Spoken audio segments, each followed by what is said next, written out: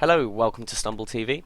Today we are going to be talking about leveling from 1 to 70 at the beginning of Season 3 as fast as possible in order to get to 70 as fast as possible and start clearing those rifts at the end.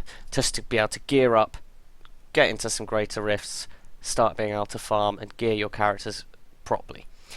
So, with game settings, we're going to go into Adventure Mode. Adventure Mode is available to you if you've killed Malthael and completed the campaign on any difficulty, be it on Seasonal Mode or on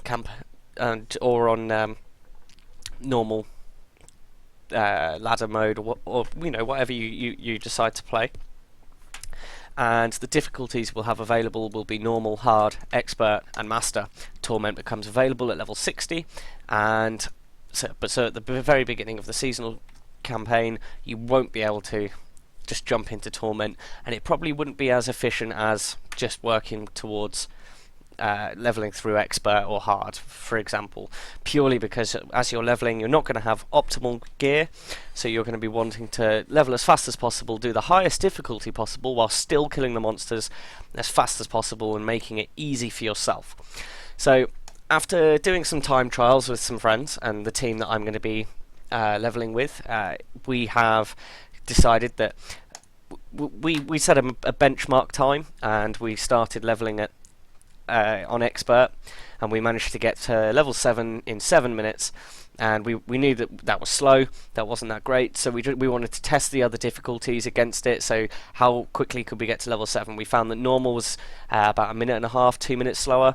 Hard was even slower than normal due to some bad RNG with the zones that we got, and expert, when we then did it again a couple of times, we managed to beat our time by a couple of minutes, and we're definitely going to be leveling on expert. Master, we don't think it's going to be that efficient. I'm running a group of 4, by the way, with a demon hunter, which is myself. We've got a wizard, we've got a witch doctor, and we've got a crusader. So we're just going to go with expert for the purposes of this video, just purely because that's what my group's going to go for efficiency, for increased leveling, just to be as fast as possible. So I'm going to start the game here. And there's a little trick that is quite good for when you're level 1, just to double your damage. Most classes can do this that are available. Maybe a barb wouldn't be, a barbarian wouldn't benefit from it purely because they use two-handers, but the initial increase. So if I was to go to my scoundrel with the inventory, he's got a short bow, and that short bow is better than the one-handed crossbow that I have myself. There we go, it's double the damage. I gain 110% damage increase, so if I pop that on there, you see my damage has doubled. And this is a really, really good way just to boost yourself up for the first couple of levels where you might not have a bow drop or a weapon drop, and you've just instantly doubled your damage to make those first few monsters a little bit easier, because at this point, bear in mind, you have no gear whatsoever. So what we'll be looking for, if I just teleport to Tristram, is you'll be going through Act 1 bounties, but only particular bounties. If we have a look here, if you find that you have a cursed, so there we go, that's a cursed hatchery. The cursed hatchery is always a cursed chest, and the cursed chests, the monsters from cursed chests and cursed shrines give you more experience than a normal monster would. So we want to be killing those as fast as possible and getting those bounties done, because at the end of the day you get the bounty experience and you get that double experience from those monsters. And then after that, you want to go to the Halls of Agony level 3. So once you've cleared all of your little, all of the bounties that have cursed shrines in them, you want to go straight to the Halls of Agony level 3, give it a clear, because they have cursed shrines, cursed chests. There's a high spawn rate here. You do not need to kill the butcher at all. Another good one to pop up is if you get the old ruins. There's a cursed chest in there, and that's a really, really quick one. There's not many monsters to clear on the way. You want to be as fast as possible, possibly ignoring the monsters on the way, and just going into there, getting that cursed chest. But it's quite rare, and with the new bounties that are being put with the exploration bounties, that's going to be even rarer still to find that one. Good ones to go for are any in the Festering Woods, purely because the Festering Woods map never changes. It might differ a little bit to what it was before. It will vary, but it's always in a very similar layout. So finding they're normally to clear Warrior's Rest, or the other one which the name eludes me at the moment. You want to go in there, and all you have to do is kill an elite mob or kill all the monsters in there. The ones that the ones I find that don't work is things like clear the Scavenger's Den, because you have to go into level 2 to find that. So in the Fields of Misery, which is a very vast area, yes, there's a lot of monsters to kill, but the speed of which to complete that bounty is just it's not worth the hassle. So that's how you start off, and also for a free bar of experience there. That never changes on any of the difficulties. I've tried it, it's always that bar, but at level 1 that 1 bar of experience is quite handy there. So that's there's a free bar of experience. If I just leave this game, and I've got a level 9 character from one of the trials we did earlier, and I'm just going to get onto this one, start the game. Excuse me.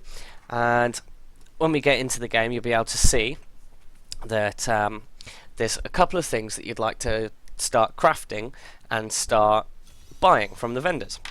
Now, the vendors in this act, she'll be able to sell me a trinket, so she'll be able to sell me a ring, and these rings will increase your damage considerably. So if I was to just buy both of those, my damage at the moment on this character is 12, and I put these on and my damage goes up a little bit, but I've gained 2% attack speed, some vitality, which can be beneficial for other classes more than a demon hunter.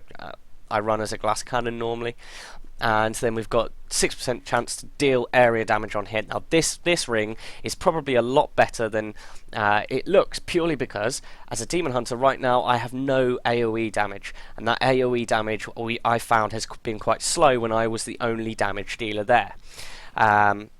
So I'm sure that'll be different when the sorcerer's there, but as a demon hunter that little bit of area damage really does help with the leveling process.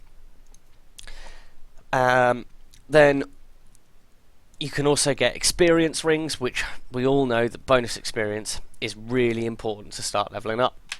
So, and you can find these vendors wherever. Another good thing is to always upgrade your blacksmith. Your blacksmith is vital to you leveling up. Right here I can craft a crossbow, two-handed crossbow, that does more damage than the bow that I found whilst out in the world, and I could craft that at level 3.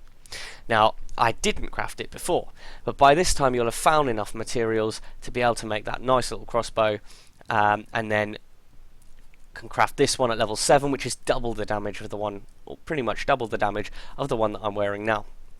And this obviously goes across all characters. You don't need to find these basic patterns, but you'll probably have found the mats, because the mats aren't that hard to come by, and with the new changes to picking up mats, once you pick one up, you'll pick all the gems and materials of that kind at that time available.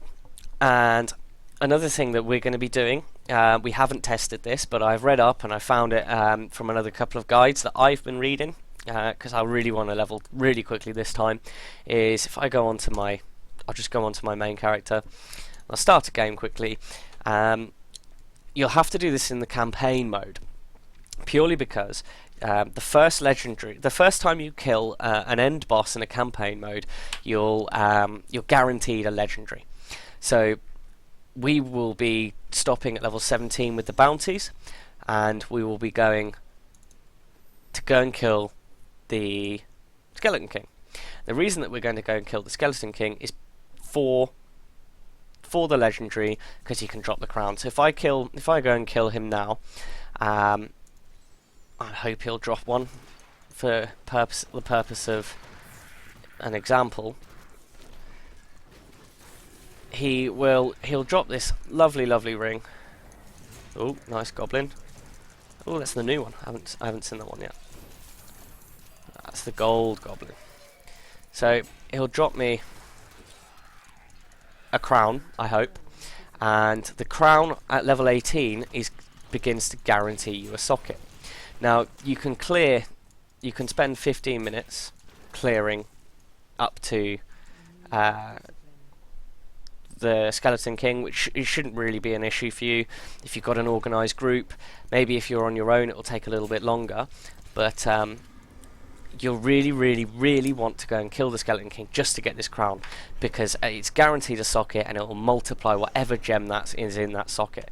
And if you were to put a ruby in there, you're going to get some nice bonus experience, which is exactly what you want to begin with when you're starting the campaign. Unfortunately, he didn't drop me one there. But I might have one in my stash, or just for an example to show it. And that bonus experience is vital to leveling as fast as possible. If you really want to be leveling within 4 or 5 hours, then you want to be using one of these Leorix crowns. It increases the effect of any gem socketed into this item by 79% on this one, and that's not a very good roll. And then I've got a gem in it that's 41%, so 41% times by 70, or 79% of 41, and that's added onto that bonus experience. So it's a good gem to have for bonus experience. The more experience you get, the faster you're going to level.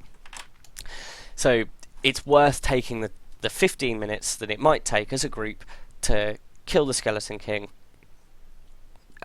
just to purely be able to get that bit of experience, because the levels between 30 to 60, they're going to be really tedious. They're going to be really tedious to do, and 60 is when it starts to pick up and you start to make pace. And once you hit 70, you can then start going in, gearing up and getting your character ready to start running tier 6, which is what everyone wants to be run. You know, you want to be in Torment 6 as fast as possible so that you can keep with the curve and not have to worry about being behind people or your friends being a little bit further ahead than you. A good thing to keep in mind once you hit 70 is crafting the level 70 items if you have enough materials for them. This way you'll be able to get some basic gear to put you into Torment 1, and it'll just give you that little bit of a boost. You know, you won't have the best items for your class by the time you hit level 70, so those, and you know, you'll be wanting upgrades that aren't just legendaries. Legendaries won't be the best. They, you know, you'll need stuff. The stuff that you'll have won't be better than other things, non-legendaries. You'll want to get into as many rare items as you possibly can. For demon hunters, they craft an arcane barb. Arcane barbs are probably one of the better crossbows, 200 crossbows you can get. There we go. If I was to start off, that would be quite a nice little arcane barb, just sitting there getting that extra damage boost that I probably didn't have, and then you can just sink some materials into that if you really need a weapon as a demon hunter. And yeah, there's other little tricks where you can just go into a greater rift, do a trial. Once you've done your first couple of rifts, you get your trial key. You complete the trial like this, and then you let the timer run down. You get to trial key. You get your trial key at level 1, and then you complete level 1. You can then go and do some bounties, to get some extra experience while you're out, just waiting for the timer to go down. Kill the Rift Guardian with 4.5 minutes left to go, and you will get yourself a nice little level 2 Greater Rift key, and in doing that, you'll be able to get as many of those gems that you want for your your legendary gems. You'll be able to get as many of those as you can, and the ones that you want to use with your build. So yeah, I hope that's been helpful to you. If you do please like, comment, subscribe. I'm going to be bringing some more videos, hopefully a little bit more in depth, and we'll get to 70 as fast as we can in Season 3. Thank you very much for watching. Have a good day.